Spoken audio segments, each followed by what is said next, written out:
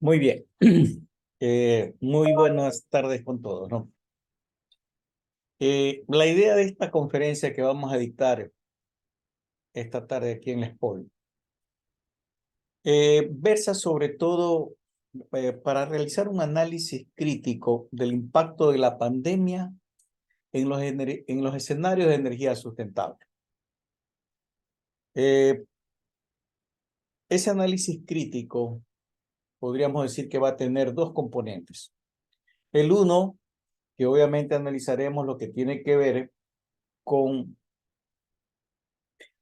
mm, los escenarios, digamos. Básicamente vamos a analizar dos escenarios y el otro tendría que ver más bien con un modelo o una forma de revisar esos escenarios.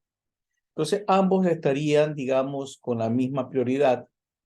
Yo quizás le daría un poquito de prioridad a la forma en cómo vamos a enfocar esos escenarios, porque necesitamos tener una visión un poquito más amplia del problema y de lo que en realidad está sucediendo. Bien, déjenme un momentito, por favor. Déjenme reducir esto. Ahí.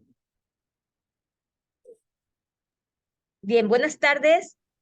Iniciamos la charla FIET correspondiente, la segunda charla FIET correspondiente al primer pago 2023.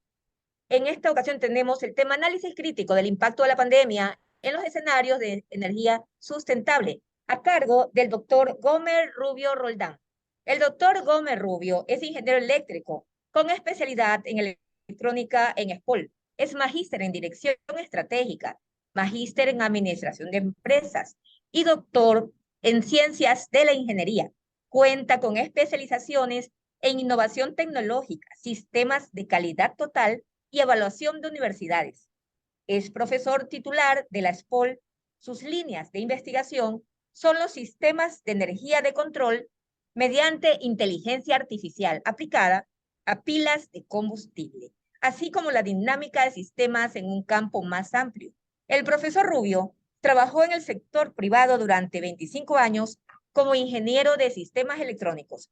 Ha sido gerente general y presidente de empresas relacionadas con innovación estratégica, gestión estratégica y sistemas de calidad total.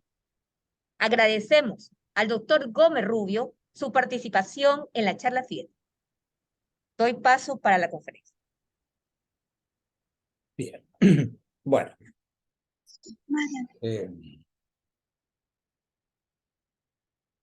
Habíamos mencionado ya sobre la conferencia que vamos a dictar y es básicamente un análisis crítico del impacto de la pandemia en los escenarios de la energía sustentable. El primer análisis que deberíamos de hacer aquí es básicamente el referente, el que tiene que ver con la sustentabilidad de la economía de hidrógeno. Cuando hablamos de un país sustentable o de un planeta sustentable, porque básicamente estamos hablando ya del planeta Tierra, cuando hablamos de la sustentabilidad del planeta, dicha sustentabilidad está soportada en tres pilares: el pilar de la energía, el pilar del medio ambiente y el pilar de la economía. Cuando hablamos de la energía, básicamente tenemos tres fuentes de energía: la fósil, que podríamos analizarlo desde un punto de vista en números grandes, digamos. La energía fósil anda por un 80%, la energía renovable anda por un 13% y la energía nuclear por un 7%. Esas son las tres grandes fuentes de energía con que cuentan los habitantes de la Tierra. Energía fósil 80%, energía renovable 13%, energía nuclear 7%. Datos cerrados. Esa energía, sobre todo la energía fósil, afecta al medio ambiente. Y es lo que básicamente, digamos, los problemas que se tienen. Porque normalmente la afectación está dada en la biodiversidad, está dada en la contaminación ambiental, en la polución tóxica y sobre todo en algo que ya todos los habitantes de la Tierra lo están sintiendo, que es el problema del cambio climático. Ese podríamos decir que es el mayor problema que en este momento tenemos. Entonces hay una variación de climas a nivel del mundo que está un poco difícil de predecirlo, o mejor dicho, que se le hace cada vez más difícil a los expertos en clima predecirlo, y que obviamente la causante o la causa principal de dicho problema básicamente son las energías fósiles. Y cuando hablamos de energías fósiles, sobre todo estamos hablando del petróleo. Bien, pero no solamente tenemos una afectación en el medio ambiente, sino que adicionalmente hay una afectación en la economía. Lamentablemente, esa energía ha producido unos desequilibrios económicos. Y los desequilibrios económicos que estamos viendo en realidad siguen en aumento, o en otras palabras, la brecha económica entre las clases sociales, por así decirlo, se está volviendo mucho más amplia. Entonces, en realidad, el problema se está agudizando. Existe, podríamos mencionar ya, para reducir este tema de aquí, y lo que nos quiere decir esta lámina, es que básicamente tenemos dos problemas serios. El uno es el problema del cambio climático y el otro es el problema de las desigualdades económicas. Ahora, ¿cuál es la solución o cuál es una potencial solución a estos problemas? Bueno, aquí la lámina nos está indicando que tendríamos un camino y que debería de ser la economía de hidrógeno. El hidrógeno, que vendría a ser básicamente un vector energético, permitiría solucionar estos problemas de contaminación ambiental y de cambio climático, siempre y cuando el hidrógeno sea obtenido de fuentes renovables, porque de nada nos sirve obtener hidrógeno de fuentes fósiles como el petróleo. O sea, en otras palabras, de nada nos sirve tener un carro eléctrico que en realidad utiliza energía eléctrica proveniente del petróleo. Esa no es la solución.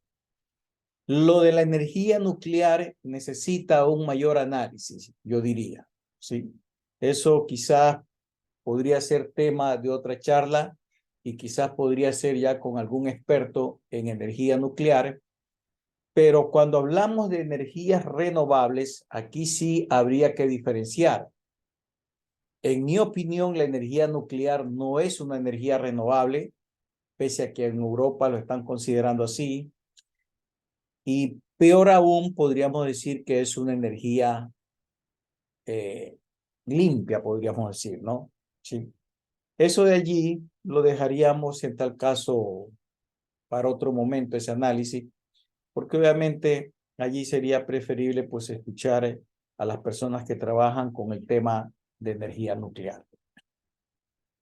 Como ingenieros eléctricos, básicamente del SPOL, nos vamos a concentrar sobre todo en la generación eléctrica, y como este país es un país que sobre todo genera energía eléctrica a partir de centrales hidroeléctricas e incluso de centrales solares, podríamos decir, entonces nuestro enfoque estaría orientado hacia ese tema.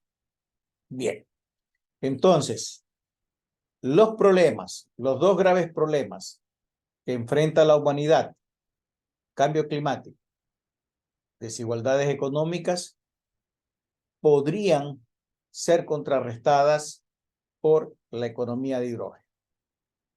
Ese es el mensaje de esta lámina. Ahora,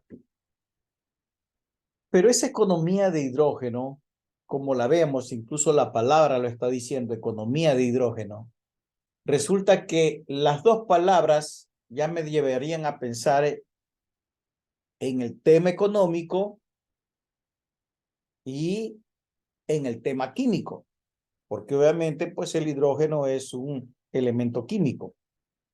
Entonces tendremos ingenierías químicas y todo lo relacionado con las ciencias químicas y las ciencias económicas.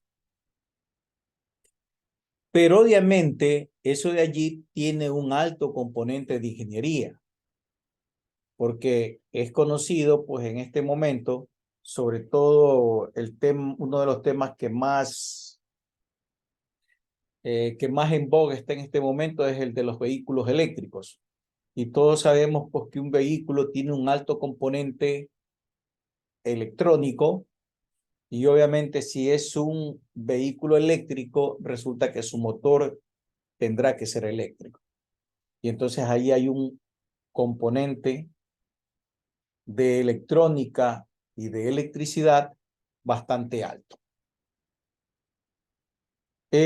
Observemos economía, ciencias químicas, electrónica, electricidad, y no solamente eso, sino que hay muchos más elementos, muchas más ciencias que se involucran en esta idea de la economía de hidrógeno.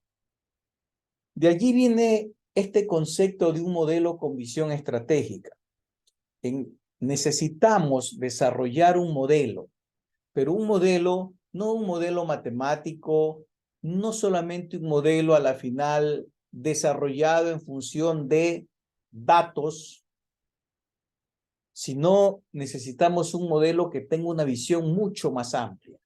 Y a esa visión mucho más amplia, a esa visión holística, la hemos llamado un modelo con visión estratégica.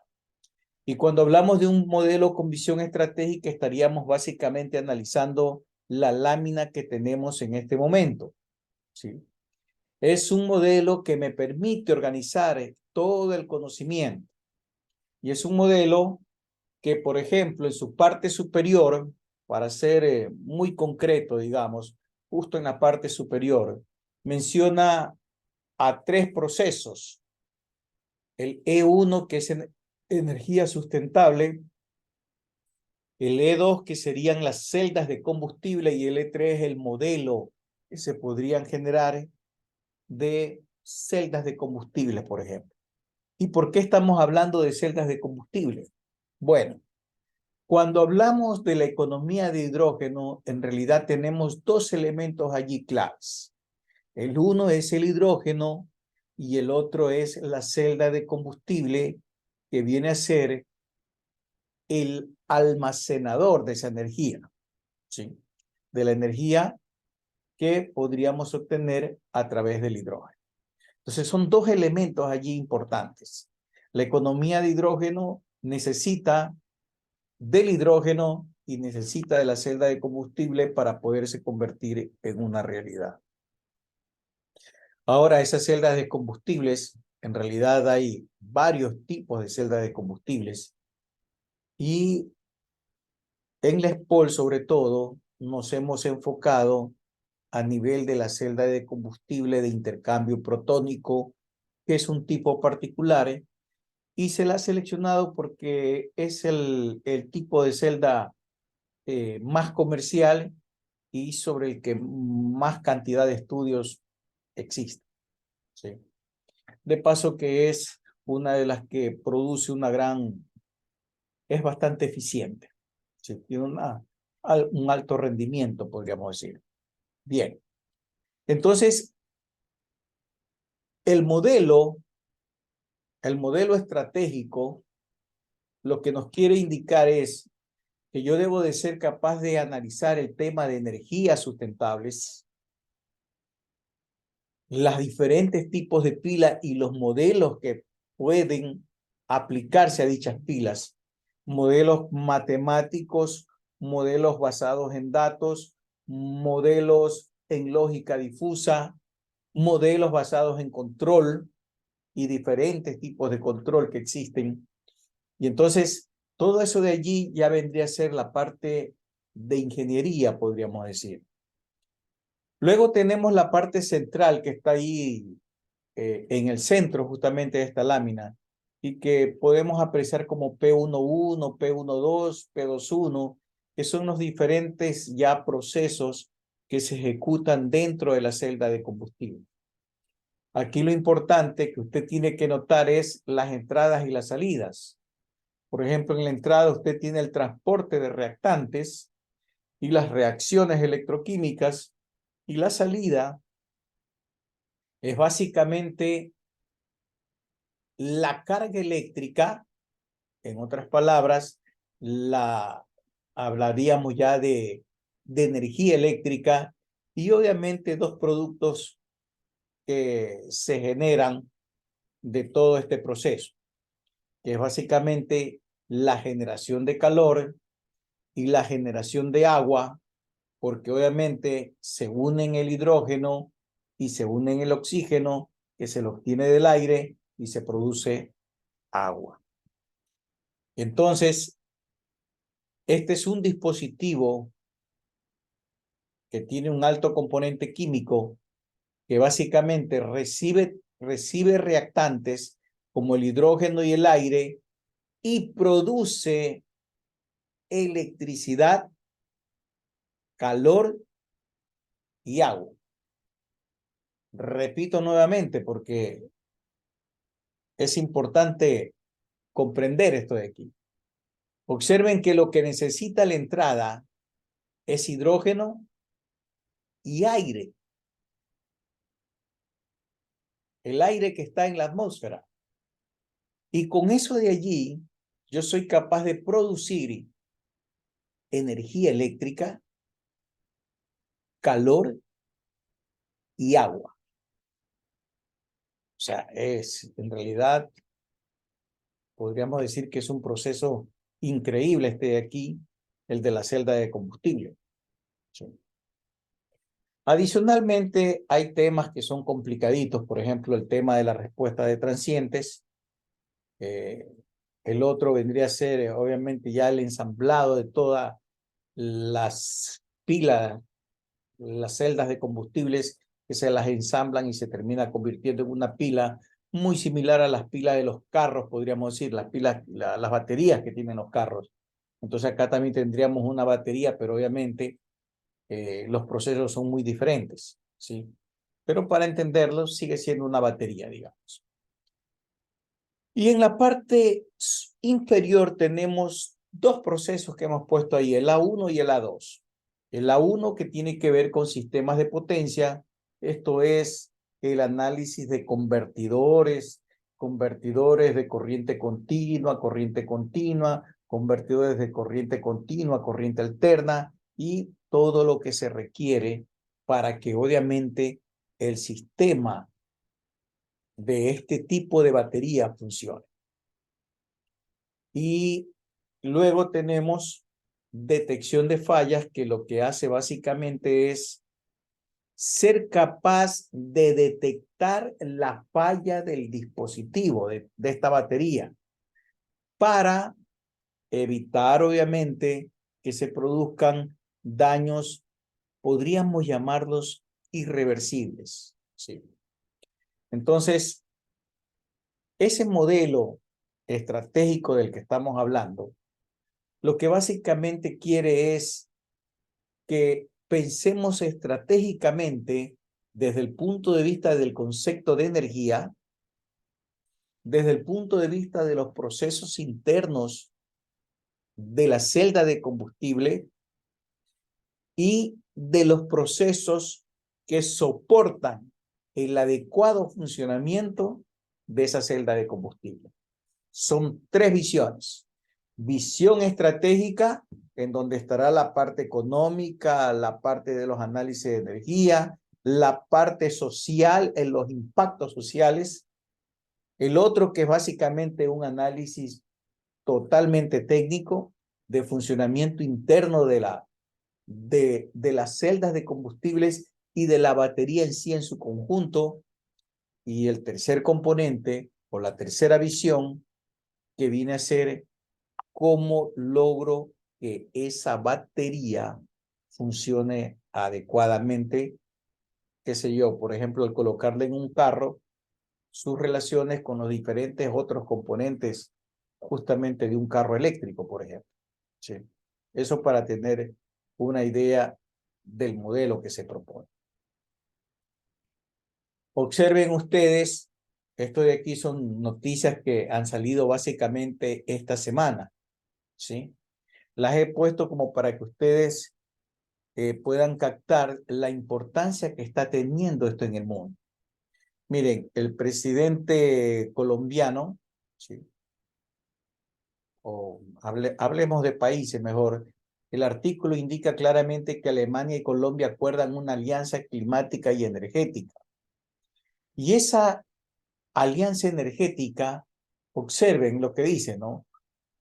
Energías renovables, materias primas y las energías renovables, así como incentivar el desarrollo económico y social equitativo. Dos de los problemas que habíamos mencionado, ¿sí?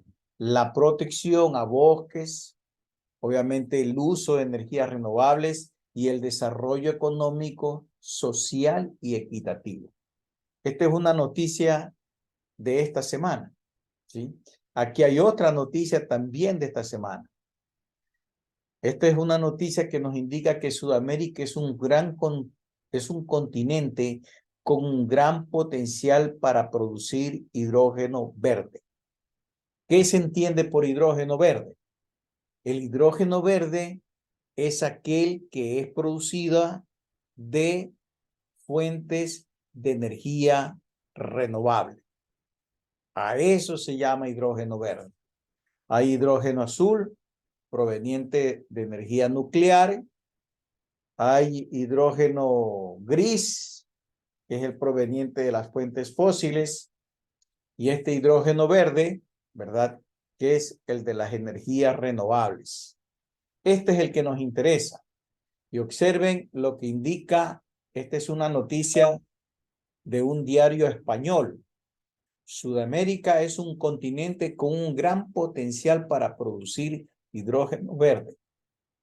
Y luego indica, Chile, Brasil y Argentina encabezan el despegue regional de esta nueva fuente de energía limpia. Y luego, pues, hace un comentario adicional, ¿no? Entonces, Chile, Brasil y Argentina, porque obviamente, sobre todo Brasil y Argentina, pues son dos de los países, los dos países más grandes de Sudamérica, pues, ¿no? Sí. Ahí aparece Chile. Miren que en el artículo anterior aparece Colombia. Perú está un poquito más atrás en este tema, pero Ecuador, digamos que no está atrasado, porque Ecuador ya tiene centrales en este momento de generación eléctrica a través de celdas solares. Y entonces eso también es bueno. Y lo del hidrógeno, pues obviamente tenemos que ver cómo lo potenciamos. Bien. Sigamos con esta idea de esta visión que deberíamos de tenerla desde un punto de vista estratégico, porque eso es sobre todo lo que yo quisiera dejar a los que están presentes escuchando esta conferencia. Ahí, por ejemplo, menciono el proceso que habíamos hablado de energía sustentable. Y cuando hablo de energía sustentable, por ejemplo, podríamos analizar dos escenarios. Toda esta información usted la encuentra, obviamente, en organismos de energía, ¿sí? Que hay varios organismos que hacen análisis energéticos. Y entonces, básicamente, hemos cogido dos escenarios. El uno que es el escenario optimista, lo hemos llamado escenario 1, y el otro que es el escenario realista, escenario 2. Entonces, por ejemplo, cuando decimos fósil 1, estamos hablando del escenario 1. Cuando decimos fósil 2, estamos hablando del escenario 2. Igual para las energías renovables y para la energía nuclear. Ese escenario optimista, que es el escenario 1, es el que está con líneas discontinuas, ¿sí? Entonces, si ustedes observan en un escenario optimista, déjenme ver si podríamos rayar un poquito esto de aquí. No creo que se vea feo si utilizo... Está medio complicado. Bueno, si ustedes observan la lámina, vámonos al final. ¿Sí? En el escenario optimista, que es el discontinuo, color verde, por ejemplo, tenemos 2.5 grados centígrados. ¿Sí? 2.5 grados centígrados. En el otro escenario tendríamos 1.5 grados centígrados. Básicamente, ¿qué es lo que me quiere decir esto? Esto de aquí lo que me quiere decir es que en un escenario optimista yo debería de apuntar a 1.5 grados centígrados y en un escenario realista en realidad estaríamos llegando a 2.5 grados centígrados. ¿Por qué estos dos valores de temperatura, podríamos decir, ¿sí?, son importantes? Porque en realidad reflejan un incremento de temperatura con respecto a el periodo industrial del planeta Tierra. Entonces, cuando decimos 1.5 grados centígrados, estamos diciendo que la temperatura de la superficie de la Tierra se ha incrementado en 1.5 grados centígrados con respecto a la temperatura que teníamos antes, en la época industrial. ¿Sí? Y cuando decimos 2.5 grados centígrados es lo mismo, es el incremento de la temperatura en la superficie de la Tierra, se incrementa en 2.5 grados centígrados. Lamentablemente, el realista nos está indicando que iríamos a 2.5 y el optimista, que es lo que quisiéramos, es 1.5. ¿Y por qué el optimista apunta a 1.5? Bueno, hay un motivo de fondo. La Tierra como sistema se vuelve inestable a partir aproximadamente de ese 1.5 grados centígrados. Y entonces esa es la preocupación en realidad de los científicos de todo el mundo. Que por encima del 1.5 grados centígrados entremos a un sistema Tierra inestable. Y la inestabilidad lamentablemente es un problema bien serio. Porque por poner el ejemplo bien facilito, digamos, ¿sí? Inestable significa que al clima, si le duele la cabeza el día de hoy, amanece lloviendo y a la final el día de mañana amanece soleado, ¿verdad? Y entonces, qué sé yo, o al mediodía de pronto llueve y al ratito nuevamente aparece el sol en toda su plenitud. Y a la final hay vientos, hay tormentas, hay incendios forestales, hay de todo. O sea, en otras palabras, esa inestabilidad nos llevaría a una situación en la cual es bastante difícil comprender qué es lo que podría estar sucediendo. El sistema es inestable, ¿sí? Se vuelve impredecible, podríamos decir. Entonces, esa es la preocupación, que por encima de 1.5 grados centígrados, el sistema Tierra se vuelva inestable.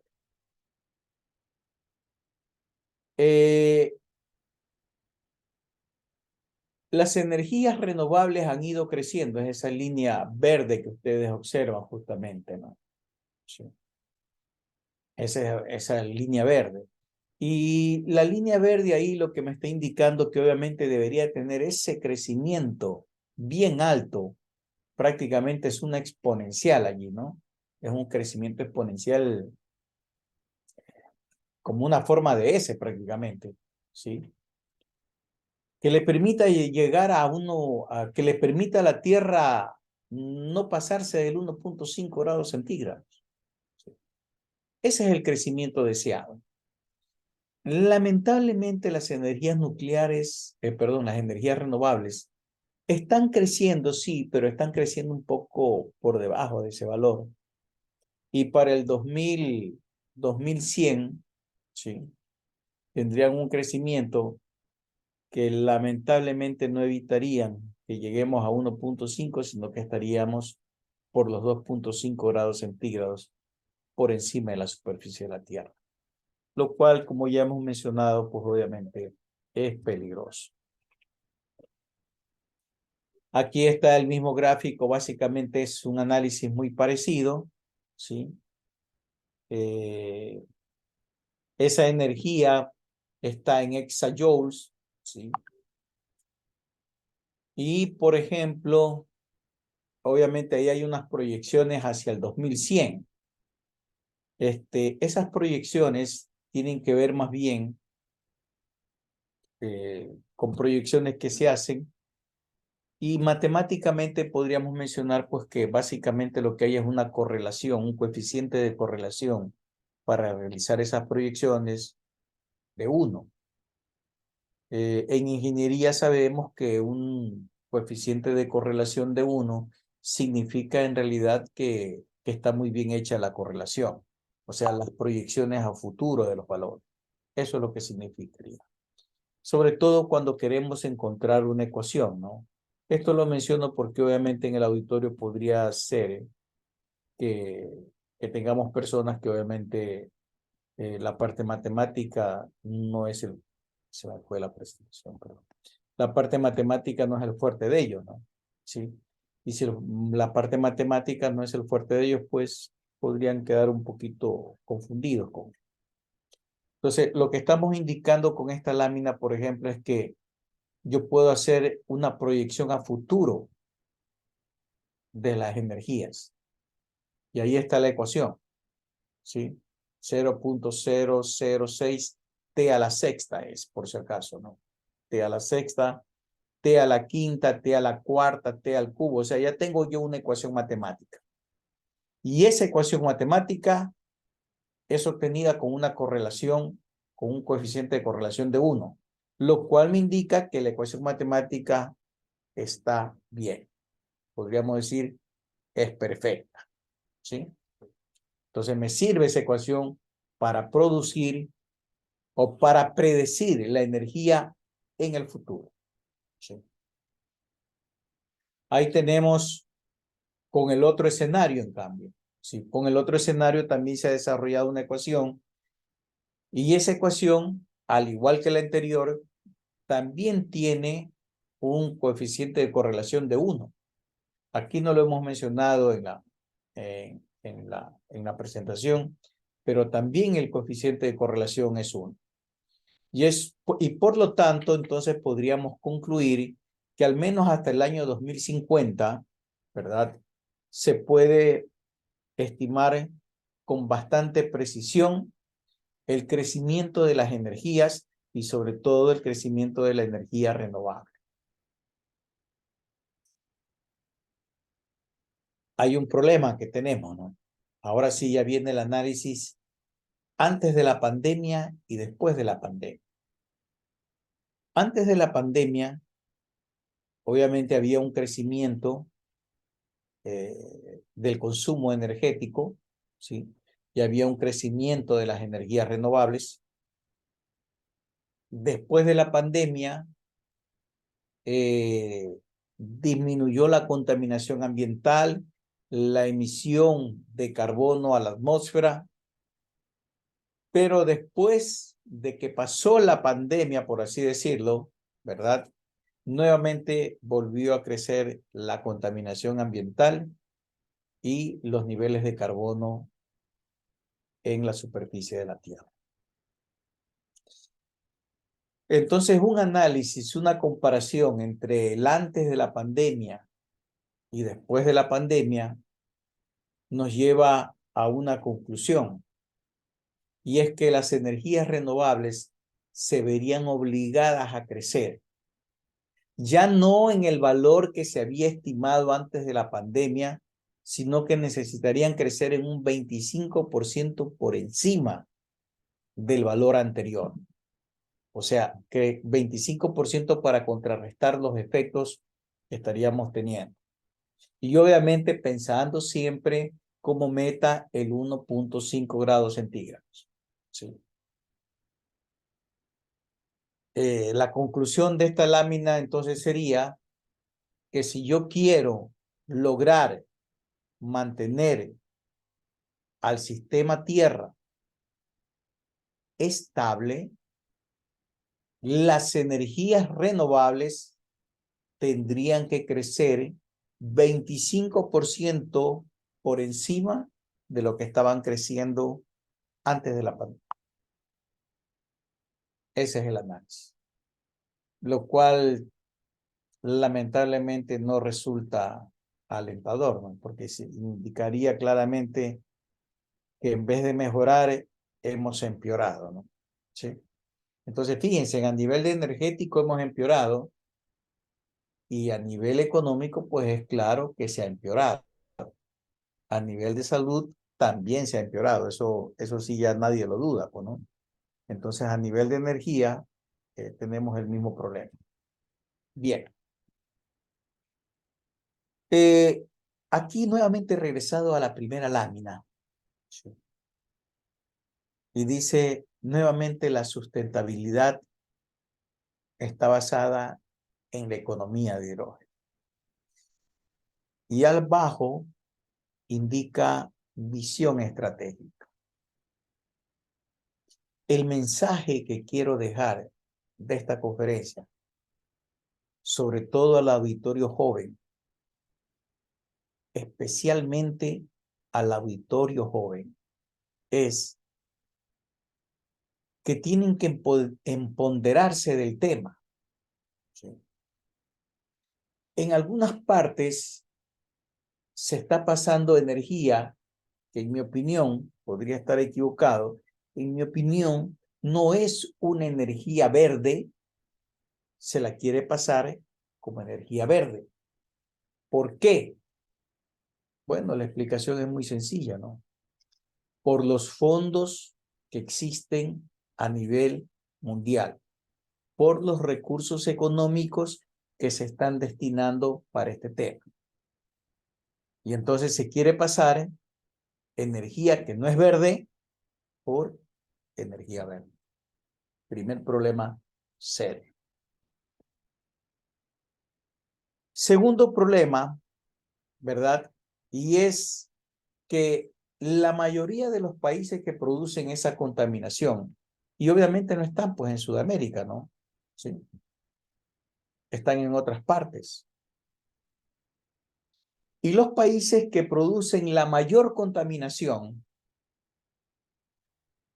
no justamente son los que se comprometen con bajar la contaminación. Y ese es otro problema serio. O sea, yo contamino, pero yo no me comprometo a bajar la contaminación. O sea, yo causo el problema para que la tierra se vuelva inestable, pero no quiero asumir mi responsabilidad, podríamos decir, ¿no? Y entonces quiero que otros la asuman. ¿Y quiénes deberían de asumirla? Y entonces ahí aparecen los países como el nuestro, como Ecuador. Aquí debemos de tenerlo bien claro el tema. Ecuador, para empezar, es un país que prácticamente no contamina. ¿Sí?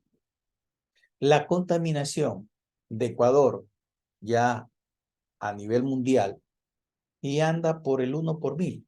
Esa es la contaminación. ¿Sí? 1 por 1000. ¿Sí? Somos, pónganle 200 países, somos menos de 200 países, pero redondeenlo en 200 ya. 1 por 1000, ya se imaginan ustedes entonces. ¿Sí? es un valor no importante.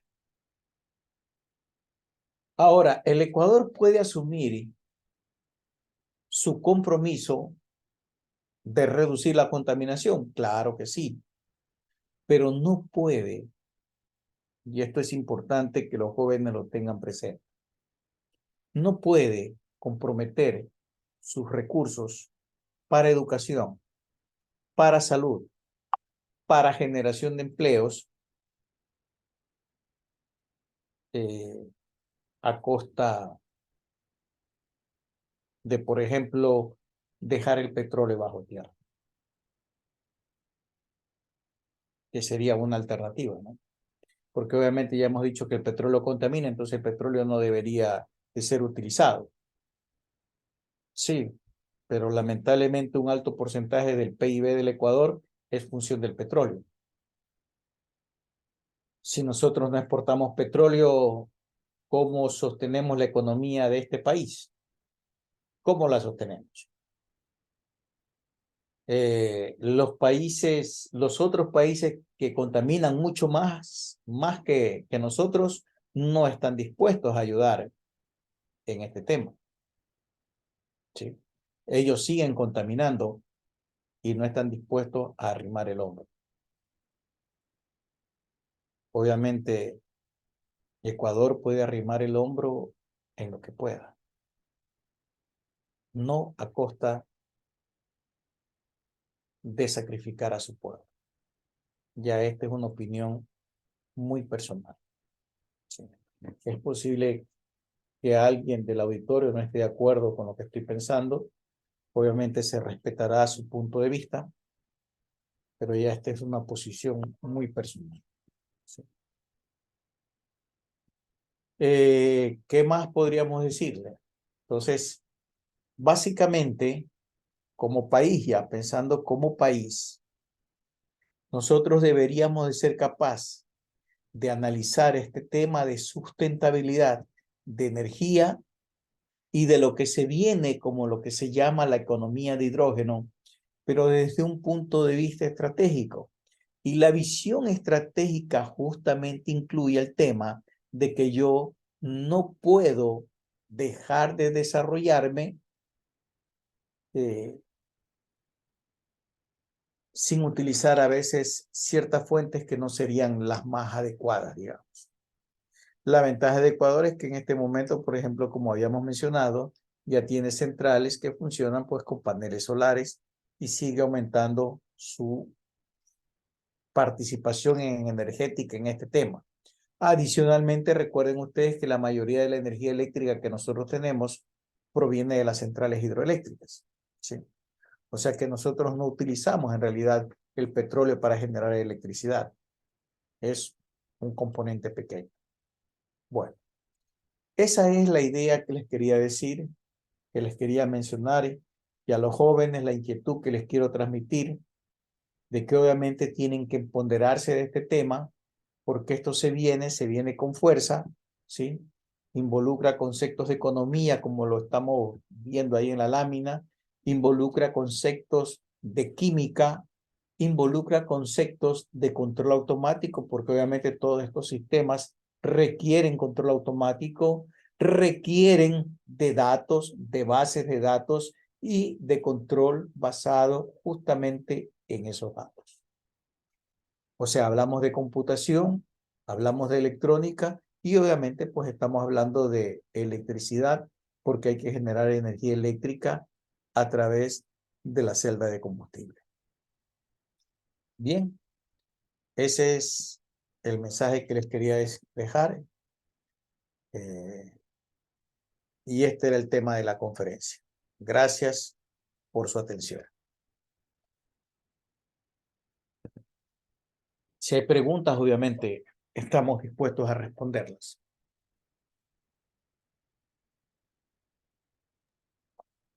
Profesor, tengo una pequeña duda Dígame. y gira con respecto a, a lo que se considera energía nuclear. Ya. En el caso de Ecuador, ¿es factible o no? Igual no hay una respuesta tan severa como decir sí o no, pero ¿cómo sería en nuestro caso Estamos como país? bastante lejos de ese tema nosotros. En Sudamérica, por ejemplo, uno de los que genera energía eléctrica a través de centrales nucleares es Argentina, ¿no? Entonces Argentina está bastante bien, sí, en ese tema. De allí, Brasil creo que no tiene, solamente Argentina nomás, sí. No sé, habría que buscar tal vez en otras partes, pero entonces tendríamos a nivel de Sudamérica, Argentina. Obviamente Ecuador estaría muy verde, ¿sí?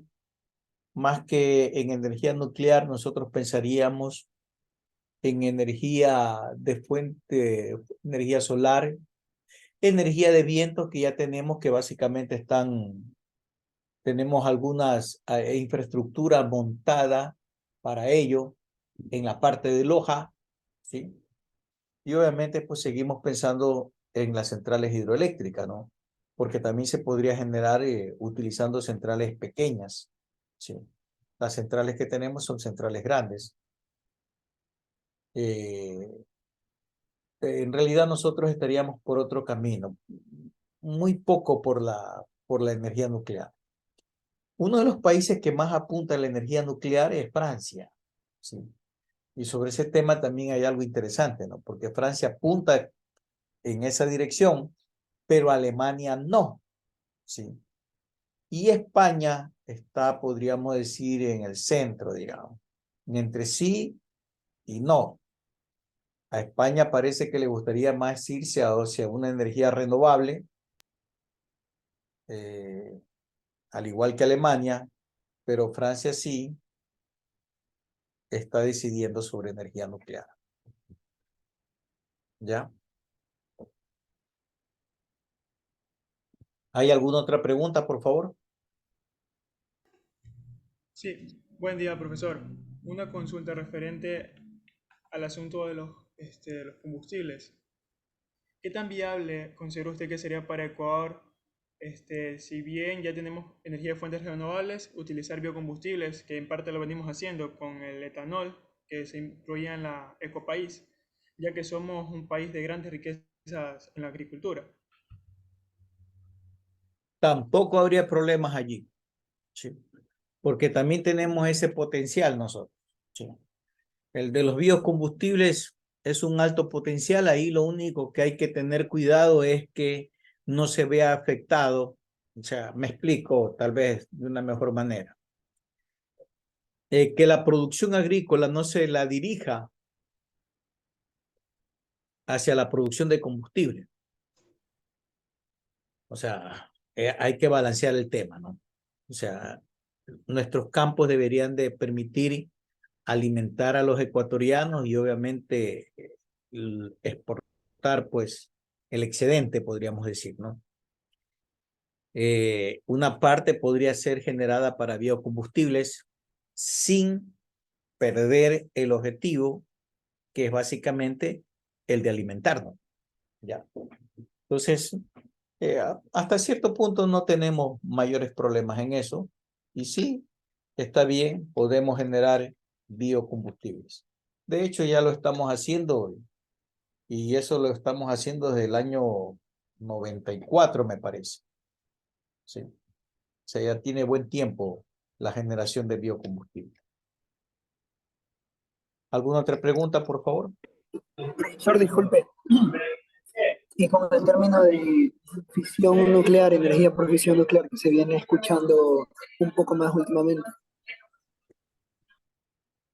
No, no le escuché bien la pregunta. ¿Podría formulármela Digo, nuevamente? ¿y qué pasaría con el término de fisión nuclear que se viene escuchando últimamente? Ah, ya, ya. Bien. Eh, la energía que se obtiene básicamente es por fisión nuclear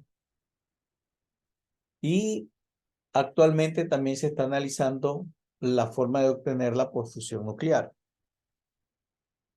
Entonces, sobre este tema, aquí hay algo interesante porque justo lo acabo de ver también una noticia nueva que me parece que salió el día de hoy justamente. El día de hoy o ayer. Sí.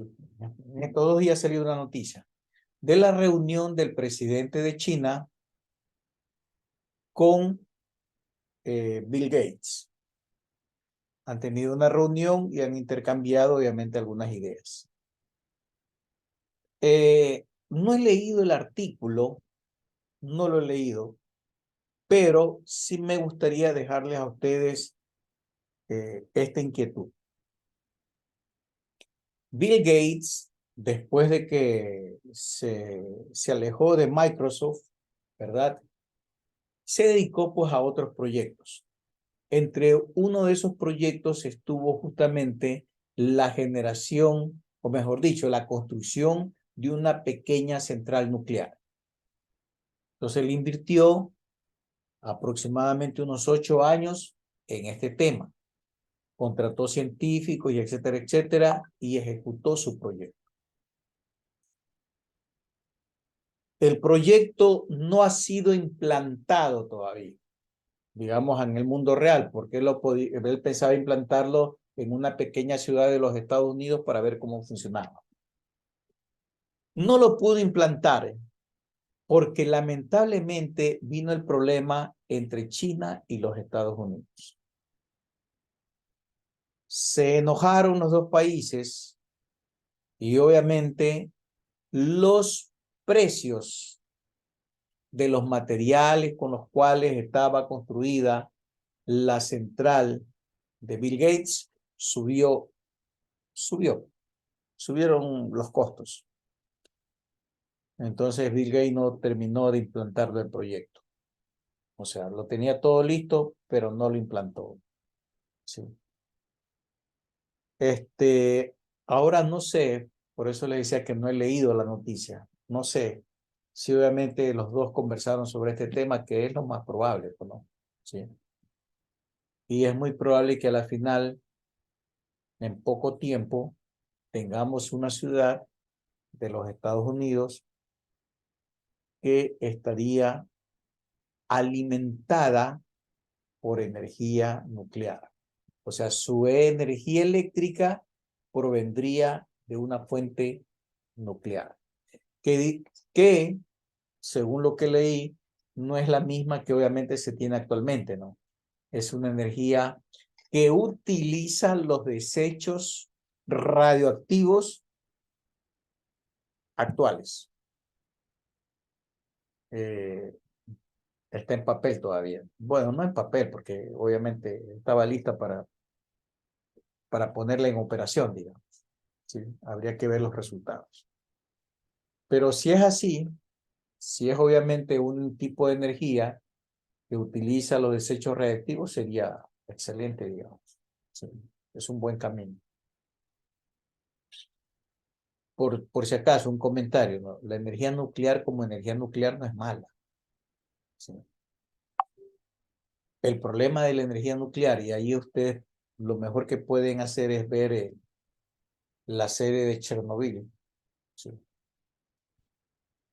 El problema de la energía nuclear está relacionada a la administración de las centrales nucleares, que a veces lamentablemente intervienen temas políticos.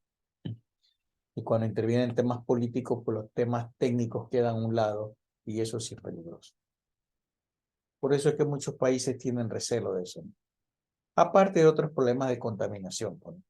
¿Qué hacemos con los desechos radioactivos? Preguntas, por favor. Si hay alguna otra pregunta.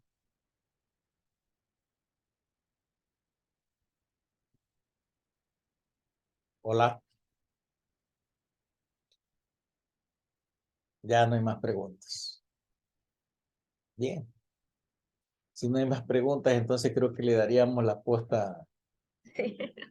a la Bien, ingeniera Santa gracias. Cruz. Muchísimas gracias, doctor Gómez Rubio, por su participación en esta charla FIET. Agradecemos a todos los asistentes, a los profesores, estudiantes que se han dado cita en esta tarde. Bien, a continuación vamos a hacer la toma de una fotografía, una captura. Agradecemos a los que les sea posible encender su cámara. Doy paso al Departamento Técnico de FIET para la captura. Gracias. Ahí estamos para la foto. A ver, déjenme ponerme bien para salir. Ahí estoy. A ver. Muy bien, Bueno, muy buenos días con todos. Hacemos la cordial invitación a que activen sus cámaras para realizar la captura de pantalla del día de hoy.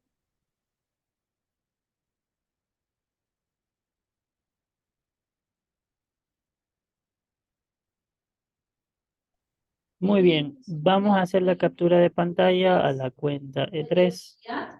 1, 2 y 3.